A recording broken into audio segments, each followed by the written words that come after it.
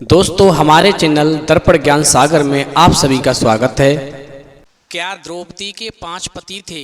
नहीं, द्रौपदी का एक पति था जिसे द्रौपदी बहुत प्यार करती थी। मित्रों, आपने सुना होगा कि द्रौपदी के 5 पति थे, लेकिन ये गलत है। इस सच्चाई को जानने के लिए आप हमारी इस वीडियो को पूरा देखें, फिर सब साफ हो जाएगा कि द्रौपदी के 5 पति नहीं बल्कि एक ही पति था। तो आइए इस वीडियो के माध्यम से आज कुछ नया सीखते हैं, इसलिए आप हमारे चैनल को सब्सक्राइब करें और वीडियो के अंत तक बने रहें। मित्रों, एक बार एक गुरु के 4 शिष्यों में बहस हो गई। कोई कह रहा था कि द्रौपदी के 5 पति हैं, कोई कह रहा था कि 5 पति नहीं हैं। इस प्रकार उन चारों शिष्यों में वाद विवाद बढ़ता गया। अब फैसला कैसे हो कि द्रौपदी के पति कितने हैं? उसी समय पर एक शिष्य ने कहा, हम सभी कामधेनु गाय की सेवा करते हैं, चलो उन्हीं से प्रार्थना करके पूछेंगे कि द्रौपदी के पति कितने हैं। मित्रों, फिर इस प्रकार चारों शिष्यों ने कामधेनु गाय की प्रार्थना की और जब कामधेनु गाय प्रकट हुई तो चारों शिष्यों ने कहा, हे माते, हम जानना चाहते हैं कि द्रौपदी के पति कितने थे। फिर तो कामधेनु गाय कहने लगी कि कौन कहता है कि द्रौपदी के 5 पति थे, द्रौपदी का केवल एक ही पति था। अब आगे कामधेनु कहती है कि तुम सभी मेरी बात को सुनकर के हैरान हो रहे होगे कि क्या कोई ऐसा प्रमाण है जिसमें द्रौपदी ने अपने आप को केवल एक की ही पत्नी कहा हो। अब कामधेनु गाय कहती है, तुम्हारे इस प्रश्न का भी मैं उत्तर देती हूँ, मेरी बात को ध्यान से सुनो। द्रौपदी को कीचक ने जब परेशान कर दिया तो दुखी द्रौपदी भीम के पास आई और बहुत ही उदास थी। तो भीम ने पूछा, सब कुशल है?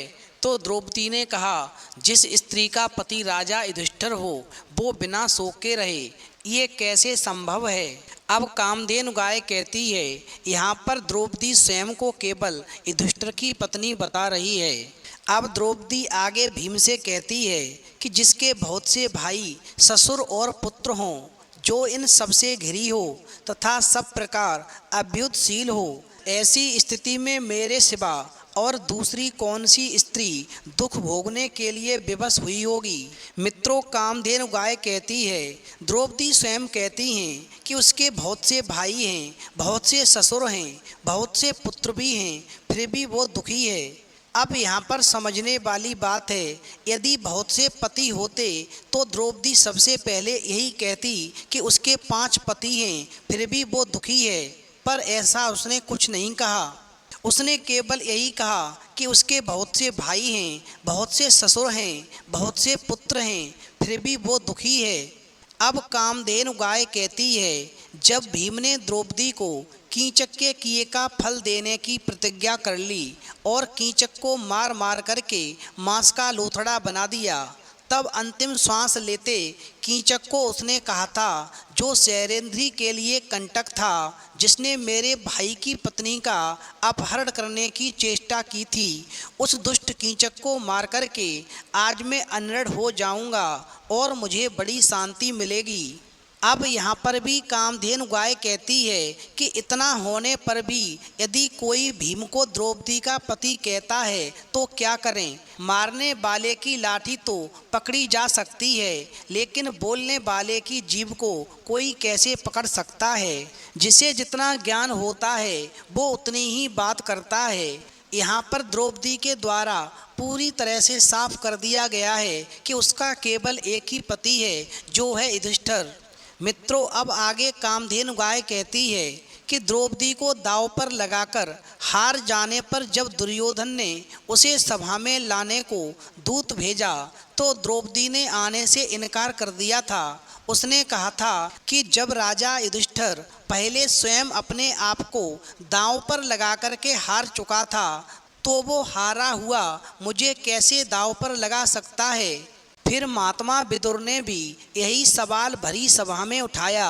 द्रौपदी ने भी सभा में ललकार करके यही प्रश्न पूछा था, क्या राजा युधिष्ठिर पहले स्वयं को हार करके मुझे दांव पर लगा सकते हैं? फिर तो सभा में सन्नाटा सा छा गया और किसी के पास में कोई उत्तर नहीं था। तब केवल भीष्म ने उत्तर देने या लीपापोती करने का प्रयत्न किया था और कहा था, जो मालिक नहीं वो पराया धन दांव पर नहीं लगा सकता, परंतु स्त्री को सदा अपने स्वामी के ही अधीन देखा जाता है। ठीक है, युधिष्ठिर पहले हारा है, पर है तो द्रौपदी का पति, और पति सदा पति रहता है, पत्नी का स्वामी रहता है।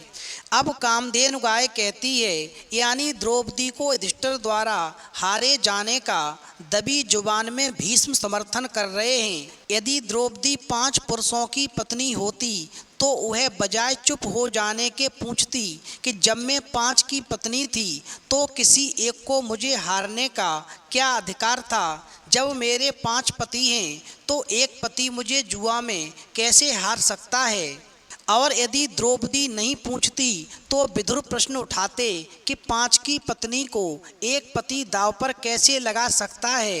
ये तो न्याय के विरुद्ध है। अब कामधेनु गाय कहती है कि यहाँ पर स्पष्ट है कि द्रौपदी ने या विदुर ने ये प्रश्न उठाया ही नहीं। यदि द्रौपदी 5 पति की पत्नी होती तो ये प्रश्न निश्चित उठाती, और इसीलिए भीष्म ने कहा था कि द्रौपदी को युधिष्ठिर ने हारा है, युधिष्ठिर ही इसका पति है।